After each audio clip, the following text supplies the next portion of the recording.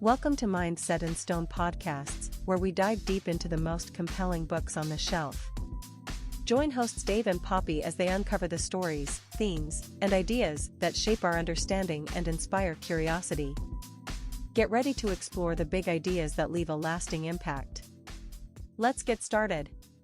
You know, it's just so easy to get completely swept up in the chaos of everyday life. All the notifications buzzing, the to-do list that just never seems to end.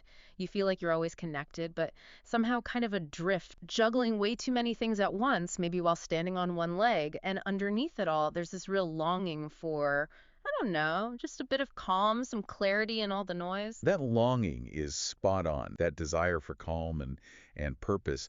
And that's exactly why we're doing this deep dive today. Okay. We're diving into Jay Shetty's book, Think Like a Monk. It's really influential.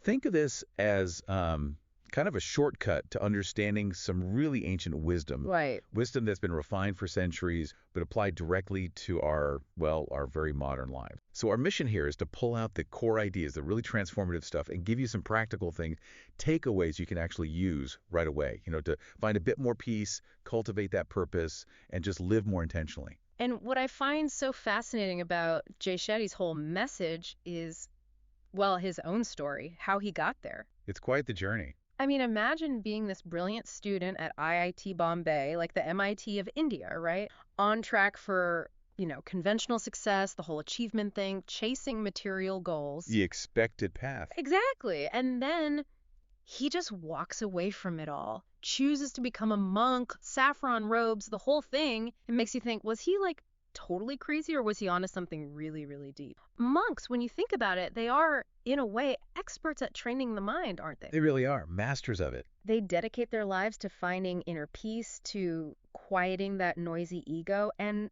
living with this really profound sense of purpose. And that's such a critical point right from the start. Thinking like a monk, it isn't about literally, packing up and heading for an ashram. Right, not literally. It's more like a metaphorical rebellion.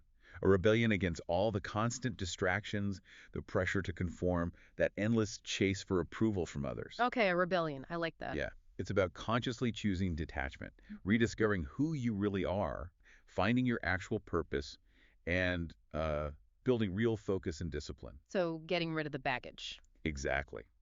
The aim is to move towards a life that's free from all that stuff. The ego trips, the envy, lust, anxiety, anger, bitterness, all that heavy emotional baggage. And Shetty breaks this whole transformation down really well into 3 stages: let go, grow, and give.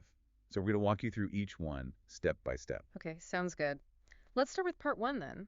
This first stage, it sounds like it's all about shedding those external things, the internal blocks that hold us back. Precisely. Stripping away what's not really you. And it starts with identity, right? How we see ourselves. There's that quote from sociologist Charles Horton Cooley, "I am what I think you think I am." Oh, yeah, that's a bit of a mind bender, isn't it? Totally. It suggests our self-image isn't purely internal. It's all tangled up with what we think other people think about us. It reminds me of actors like Daniel Day-Lewis, how he gets so deep into his roles, like walking around Rome in 19th century clothes just to be the character. That's an intense level of embodiment. Right. And if someone can embody a made-up identity that deeply, imagine how much we absorb the identities that others kind of project onto us without even realizing it. That's a really insightful parallel. And Shetty's own story fits right in. When he made that huge leap to become a monk, what did his mother's friends say? Right, they thought he'd been brainwashed. Exactly. That judgment, that external opinion was a direct hit on his new identity. His teacher, Garanga Das, used this great metaphor, the dusty mirror. Our true self, our authentic identity, it's like a perfectly clean mirror. But life throws dust on it. External pressures, expectations, our own inner obstacles, our fears, it gets clouded. And ancient texts actually have a name for cleaning it. Sedo darpana marjanam.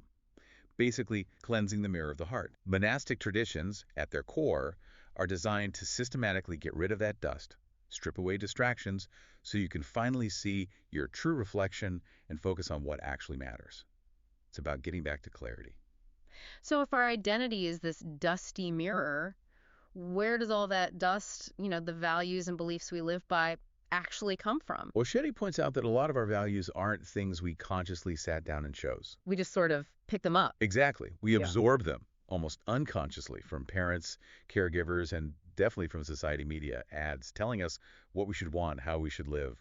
We end up running on these default settings without even questioning them. Okay, so that leads us somewhere practical, right? Right. How do we figure out our real values? Absolutely. This brings us to our first practical exercise, something you can try. Where did your values come from? Take a bit of time, maybe grab a notebook. Write down what you think your core values are. Honesty, creativity, security, whatever they are for you. Okay.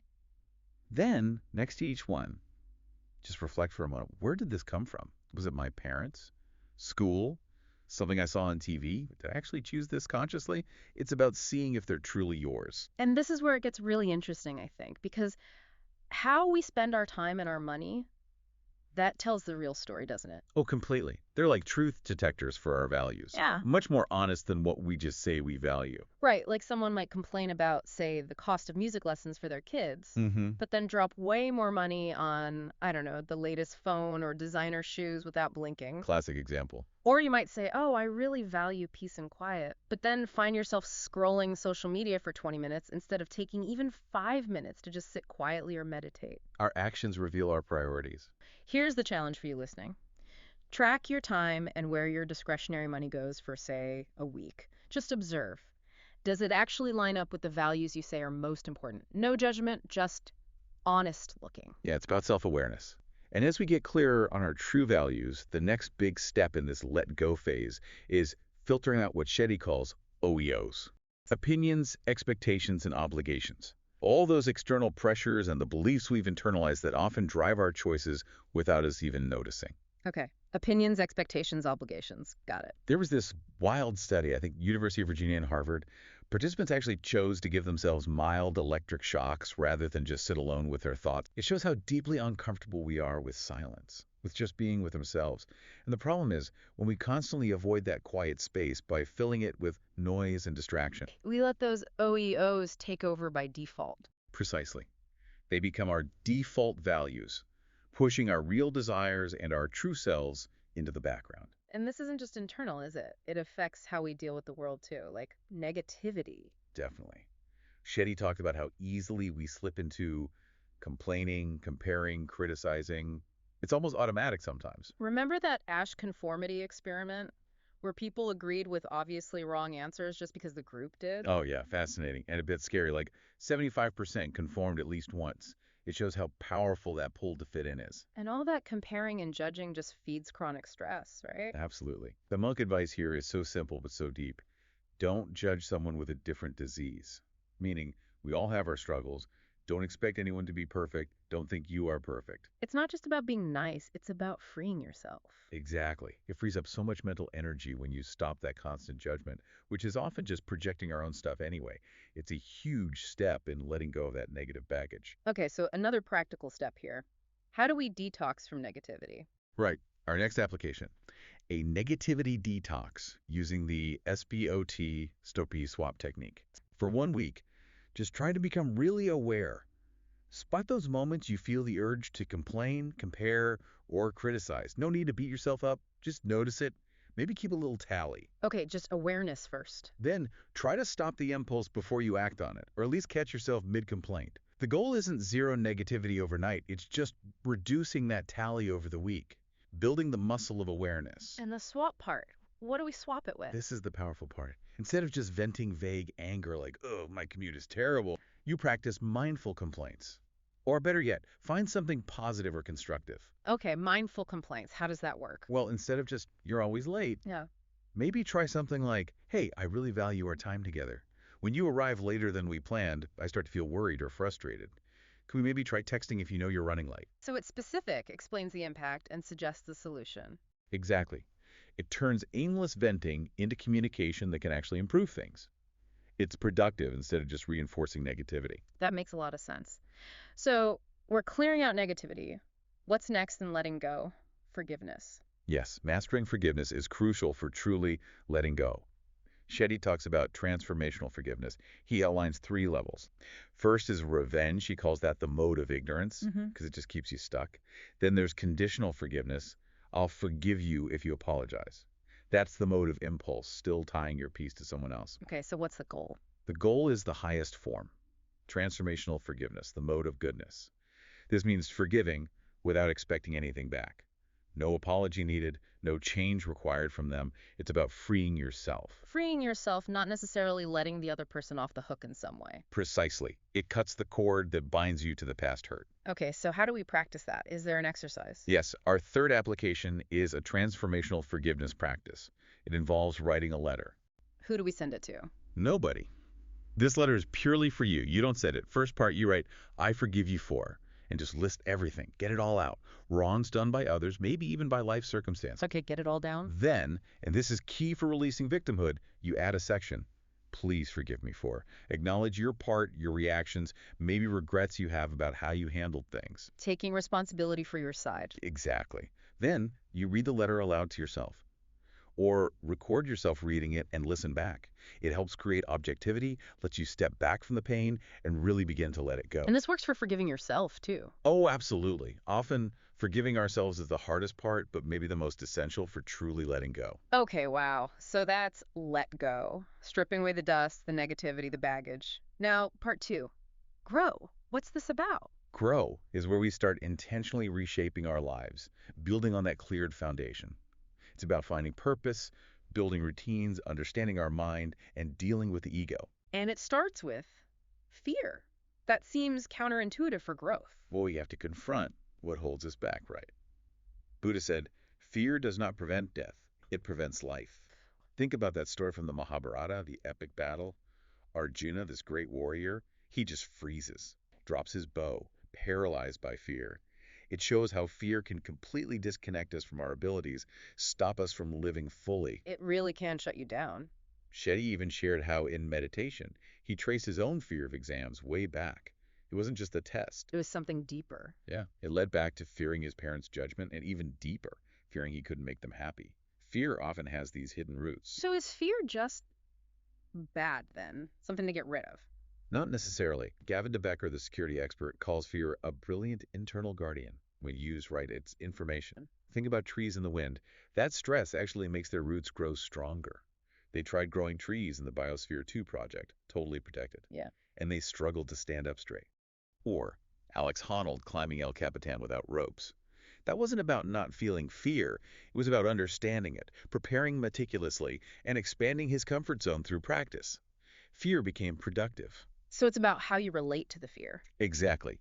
And Shetty points out that most of our unhelpful fears are tied to attachment, that need to own, to control outcomes, people, things. Wanting things to stay the same or go exactly as planned. Right. The monk mind practices detachment, not indifference, but creating space.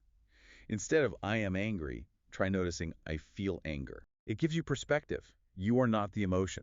This helps distinguish useful fear like, maybe I should change my diet for my health, from hurtful fear, like obsessing over something you can't control, like a loved one getting older. So focus on what you can control. Precisely. Detachment lets you focus your energy where it actually makes a difference, like spending quality time with that loved one now. This connects to the next application, doesn't it? Reframing challenges. Perfectly. Application 4 is expand the moment. Gratitude for challenges. Okay, expand the moment. How? Think about something really great that happened to you recently. A success, a happy moment. Now, rewind in your mind. Think about the difficult stuff, the challenges, the uncomfortable period that happened just before that good thing. Okay. Now, just open yourself to this idea. Maybe, just maybe, that tough time was actually necessary. Maybe it was clearing the path, setting the stage for the good thing you're now celebrating. So seeing the struggle as part of the setup for the success. Exactly. It helps reframe suffering not as just random awfulness, but as potentially part of your growth, something you can even feel gratitude for. It's a powerful shift. That is powerful. Okay, so we're working with fear, finding gratitude. Mm-hmm. What about intention? Why we do things? Yes, intention. So many people chase what society labels success, money, fame, status, and that's the key to happiness. The usual suspects. Right. But Shetty calls this, Maya, the illusion that external things bring lasting fulfillment. Jim Carrey had that great quote. Oh, yeah, about how everyone should get rich and famous. So they can see that it's not the answer.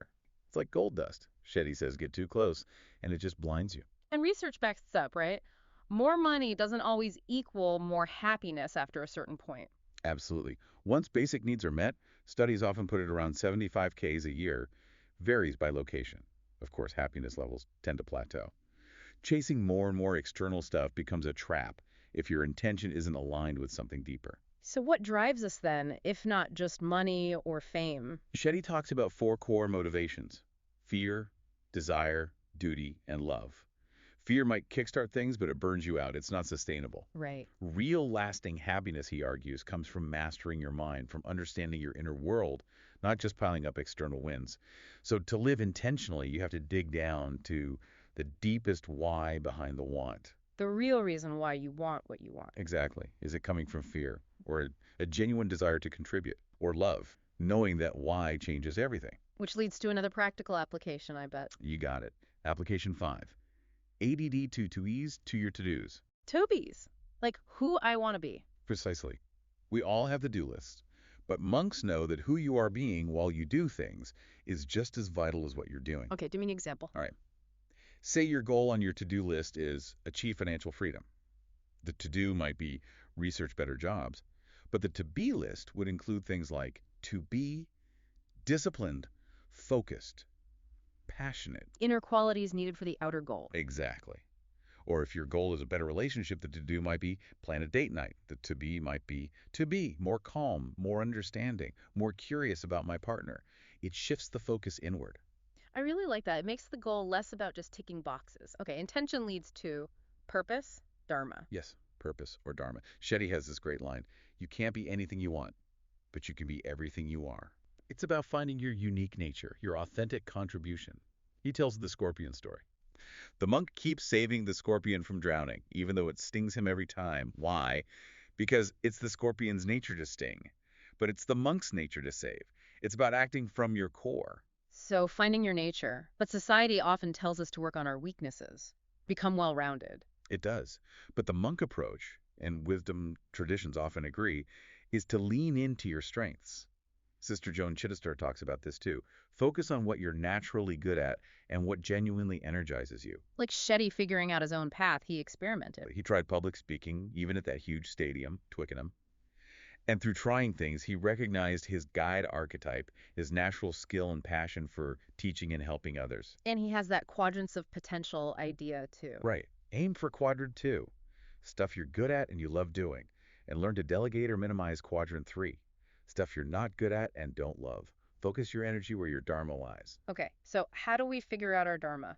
More exercises. 2 more for this one. Application 6, Part 1, Reflected Best Self Exercise. Ask maybe 3 to 20 people who know you well, different parts of your life, to email you a short story about a time they saw you at your absolute best, when you were really shining. Get feedback from others. Yeah. Then look for patterns in what they say, what skills, qualities, or actions keep coming up. Use that feedback to write a short profile of your best self. It can be really revealing to see yourself through others' eyes. That sounds powerful, maybe a little vulnerable too. It can be, but incredibly insightful.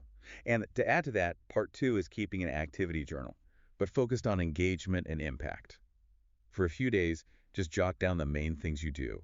After each activity, ask yourself, did I enjoy the process? And did other people seem to benefit from or enjoy the result? Over time, you'll start seeing which activities hit that sweet spot where you enjoy doing it, and it makes a positive difference. That's a strong clue to your dharma. Helping you bring more of that into your life makes sense. Okay, purpose leads naturally to routine. Yes, routine. Shetty says, location has energy, time has memory. Our environments and our regular habits shape us profoundly. And he critiques the typical morning routine, right? Snooze button, phone check. Yeah, that instant dive into stress and distraction. He suggests waking up just maybe an hour earlier if possible, and using that time intentionally with his TIME acronym. TIME, what's that stand for? Thankfulness, starting with gratitude. Insight, maybe reading something meaningful. Meditation, even just a few minutes of stillness. And exercise, getting the body moving. Thankfulness, insight, meditation, exercise, TIME. And it's not just mornings. Evening routines matter too. Like Kevin O'Leary's habit he mentions before bed. Write down the 3 most important tasks for tomorrow. It primes your brain. Like how many times have you walked past the same building or tree without really seeing it? Try consciously noticing something new on a familiar walk. Or that fire extinguisher example, really look at it sometime. It connects to that other practice he mentions. Chew your drinks and drink your food, slowing down, being fully present, even in simple acts like eating. It combats monotony. And all this presence helps with focus, I assume? Single tasking. Absolutely essential. Yeah. Single tasking. Most people think they can multitask, but research shows only about 2% actually can effectively. The rest of us are just serial tasking. And that constant switching, as Stanford studies show, tanks our focus and efficiency. It leads to that feeling of being busy but not productive, that kind of dopamine hangover. Yeah, I know that feeling. So carving out time for deep, immersed focus on one important thing, it's crucial, not just for getting stuff done, but for our well-being. If something is important, Shetty says, it deserves to be experienced deeply. Okay, deep focus. The mind. The absolute core. Shetty uses the charioteer's dilemma metaphor. Our senses, they're like wild horses pulling us everywhere. The mind, that's the charioteer holding the reins, and our intellect. And with something like 70,000 thoughts estimated per day, that charioteer is busy. Our minds often jump around like monkeys, the monkey mind from Buddhist texts. Yeah, easily distracted. But the key insight is we can train the charioteer. We can shape our minds like farmers directing water or archers aiming an arrow. The mind isn't fixed, it's trainable. It's a tool we can learn to use better. Exactly. The Bhagavad Gita says, for him who has conquered the mind is the best of friends. It's like that two wolves story, right? The one you feed is the one that wins. Precisely. The problem is our subconscious often feeds the negative wolf on autopilot, repeating old, unhelpful thoughts without us even realizing it. Like that Joshua Bell experiment, the world-class violinist playing in the subway. And almost nobody noticed. People were so lost in their own thoughts, their own routines, they missed something extraordinary happening right there. Our minds can filter out reality. So how do we consciously feed the positive wolf? How do we shape the mind? Reframing is a key technique, investing in your conscious mind. Instead of thinking, oof, I'm not good enough, you reframe it with positive direction. Okay, how? So, I can't do this becomes, I can do this by, and then you add a specific step, I'm overwhelmed, becomes, I can handle this by breaking it down. It shifts you from feeling stuck to finding solutions. Changing the internal narrative. Exactly. Yeah. Shetty also suggests simple things like learning one tiny new thing every day to build confidence, or just repeating an affirmation like, make my mind my friend. It's about actively training that inner voice. And what about austerities? That sounds intense. He calls it a detachment boot camp. It's about voluntarily giving things up for a short time. Like what? Maybe giving up TV for a week, or sweets, or taking cold showers, or doing a physical challenge. It's not about punishment. So what's the point then? It strengthens your willpower, your self-control. It helps you practice detachment from immediate pleasure or comfort. It's another way to exercise that swap muscle spotting and attachment, stopping the automatic craving and swapping it for conscious choice. It builds mental toughness. Okay, strengthening the intellect over impulse. Got it. And the final piece of the grow puzzle, the big one, ego. The biggest obstacle, Shetty says, especially to learning, the Sanskrit word is vinayam, which means humility. But he distinguishes between different kinds of ego. Crucially, there's the real ego, our true essence, our potential. And then there's the false ego. That's the mask we wear, the identity we build to feel important or safe. He calls it armor of paper. Looks protective, but isn't really strong. Exactly. Think of Frank Abagnale Jr., the Catch Me If You Can guy. Incredible talent, right? But driven by that false ego, that need for validation, it all went sideways. So how do we keep that false ego in check? A core principle. Nobody deserves a better seat in the theater of life. Internalizing that basic equality helps deflate the ego. And remember that Zen story about the monks who took a vow of silence? Oh yeah, the bird chirps, one comments, the other criticizes him for breaking the vow. And in judging the other, the second monk also breaks his vow. Shows how ego-driven judgment just backfires. And the firefly metaphor. Beautiful, isn't it? In the tiny darkness of our own ego, we think our little light is so bright and special. But then you see the vastness of the universe, all the stars, and you realize your place. It's humbling, but also liberating. It takes the pressure off. So how do monks practice humility, besides not thinking they're fireflies? Through simple, often menial tasks. Washing dishes, cleaning toilets, pulling weeds. These things seem small, but they chip away at false pride, build character, and free up mental space. Shetty suggests practical things. Actively remember times you've messed up or hurt others keeps you grounded. And equally, Remember the good others have done for you. The help you've received fosters gratitude and acknowledges interconnectedness. Detach from the need to be important. Recognize your gifts came from many sources and feel grateful. Okay, so in everyday life, how does transforming ego play out? He gives great examples. Someone insults you. Instead of instant defense, just observe your ego flaring up. Take a breath, try to see the bigger picture. Maybe they're having a bad day. Don't take the bait. Right. Someone compliments you. Be gracious, say thank you, but mentally thank your teachers, your mentors, the people who helped you. Share the credit internally. Deflect the ego boost a bit. Yeah. Arguing with your partner. Recognize that intents need to be right. That's usually pure ego. Can you choose connection over winning? Choose to understand instead. Those are real-time ego transformations. Choosing connection over being right, that's huge. It really is. And ultimately, finishing this growth section, Shetty says true greatness isn't about hoarding your achievements. It's about using what you've learned, your growth, to help others grow, to teach, to serve, to expand your positive impact. Aiming higher than just yourself. Exactly. Aim for community, for the planet. And remember, overcoming your ego is a practice, not an accomplishment. It's ongoing. Wow, okay. That's a lot to digest and grow. Yep. So we've let go, we've grown, which brings us naturally to part 3, give. Exactly. This is where the energy flows outward.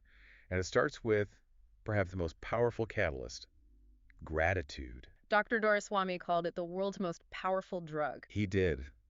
And Brother David Steindl-Rast defines it beautifully. Appreciating something valuable, regardless of its price tag. It's seeing the inherent worth. And it creates a positive cycle. Totally. Feeling grateful releases dopamine in the brain, which feels good, which makes you look for more things to be grateful for. It's an upward spiral. But we often take good things for granted, don't we? We do. Shetty tells that story from the ashram. New people were asked to write about something they didn't deserve.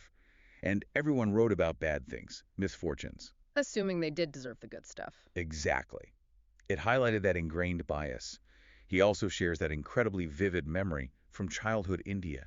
The girl with no hands weaving baskets with her feet. Oh, wow. Seeing that instantly grounded him in profound gratitude for his own abilities, his own blessings. A powerful, unforgettable lesson in not taking things for granted. And gratitude isn't just for the good times, right? It helps with setbacks, too. Hugely. Being grateful even for challenges shifts your energy. You stop dwelling on the why me and start looking for the what next. Think of Brian Acton, the WhatsApp guy. Rejected by Facebook and Twitter. And then built something massive. Those rejections became fuel. It's like the salt and lake metaphor Shetty uses. Life always has some pain with some salt. If you're just a small glass of water, that salt makes the whole thing bitter, undrinkable. But if you expand yourself, become like a vast lake. The same amount of salt has much less impact. Exactly. Don't be the glass, become the lake. Expand your perspective, your capacity through gratitude and growth, and the sting of pain lessons. So how do we practice this daily? Become the lake. Simple things. Meal gratitude, just taking a moment before eating. Consciously noticing tiny joys, the sun on your face, a good cup of tea, a friendly smile. That Chicago commuter study showed even brief chats with strangers boosted happiness. Small moments add up. They really do. And monks have that practice when praised. Thank the person for noticing, then internally find something good in them. It keeps gratitude flowing outwards, not getting stuck in the ego. Okay, gratitude flows into relationships. Yes, relationships. Thich Nhat Hanh said, every person is a world to explore. It's about that deep connection. Like the Blue Zones research, longevity tied to community. Exactly. Those long-living communities had strong social ties, close family. Like redwood trees, the roots aren't super deep, but they intertwine underground, supporting each other. That's the model. Interconnectedness. Yeah. And Shetty talks about the circle of love. What you give out comes back, maybe not from the same person, like his mom serving her community and then the community supporting her. And he mentions lack of gratitude can make us feel unloved. Yes. If we don't recognize or appreciate the love and support that is there, we can feel isolated even when we're not. Gratitude opens our eyes to the love around us. So how do we build strong, trustworthy relationships? He offers the 4 C's of trust as a framework. Competence. Mhm. Are they good at what they devise? Care. Do they genuinely have your best interests at heart? Character. Do they have integrity? And consistency. Are they reliable over time? Competence, care, character, consistency. The 4 C's? But he also says don't expect everyone to be perfect in all 4. It's unrealistic. Trust is built in small ways, day by day.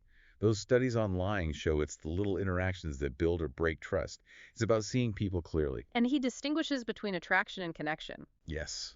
Attraction looks, charisma, status, that's the initial chemistry. It pulls you in. But connection, emotional, spiritual alignment that shows real compatibility, what builds something lasting. Quality over quantity. Definitely. Like a parent's energy with their kids, not just the hours spent. Quality of presence. He mentions the 6 loving exchanges from ancient texts, too. 6 ways to connect. Yeah, simple things. Giving and receiving gifts doesn't have to be big. Sharing your inner thoughts and dreams and sharing meals or experiences together.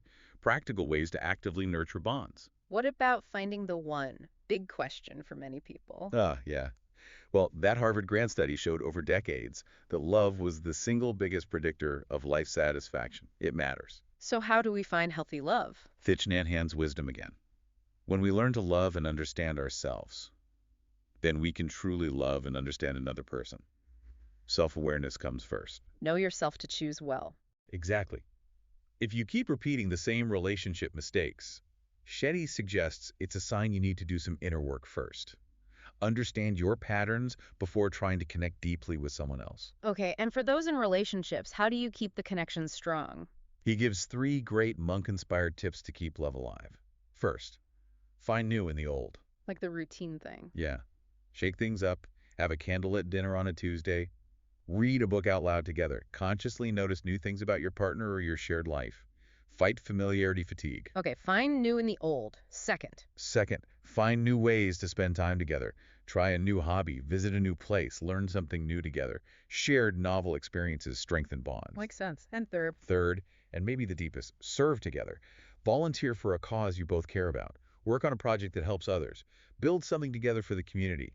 Connecting through a higher purpose is incredibly powerful. serving together. I like that. What about heartbreak? It happens. It does. And Shetty applies spot, stop, swap here too. Spot the pain.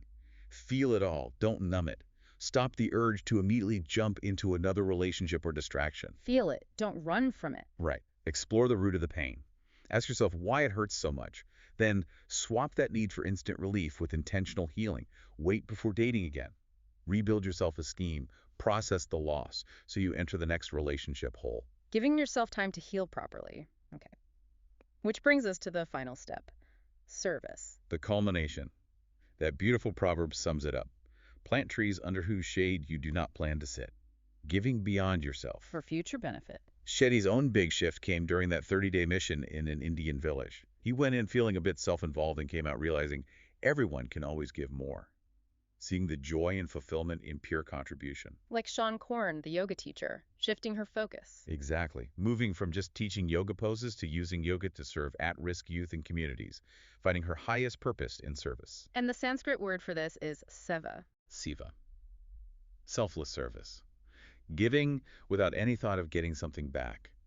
Shetty calls it sattvic giving, pure giving, no strings attached. Doesn't have to be huge gestures. Not at all. It's about consistent, small, intentional acts of kindness, done with compassion. And interestingly, studies often show people with less money actually give a higher percentage of what they have.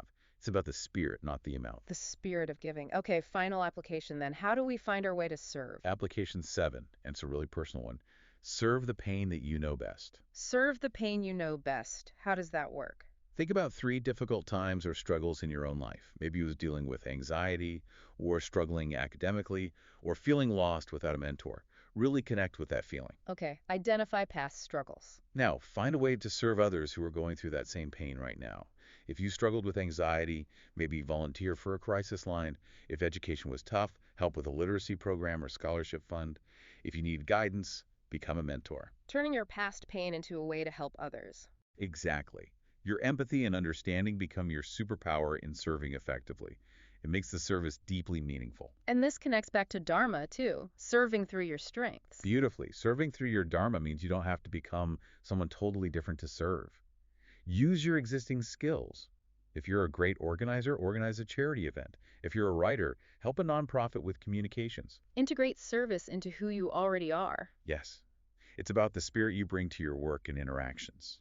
Seeing the world through love and duty, as Shetty puts it, not just necessity and force. It's about that globalization of compassion, Kailash Satyarthya, talks about seeing everyone as family. What a journey. Let go, grow, give. It really covers so much ground. It really does, from clearing out the internal clutter to building purpose and strength, and finally, to expanding outwards through gratitude and service. It's a holistic path. So, recapping the whole deep dive, we started with let go, shedding those external opinions, expectations, fears, and learning forgiveness. Then we moved into grow, confronting fear, finding intention and purpose, building mindful routines, training the mind, and humbling that false ego. And finally, give, cultivating deep gratitude, nurturing authentic relationships, and finding fulfillment in selfless service, Seva. And it's so important to remember this isn't like, okay, I've done the steps, I'm a monk now.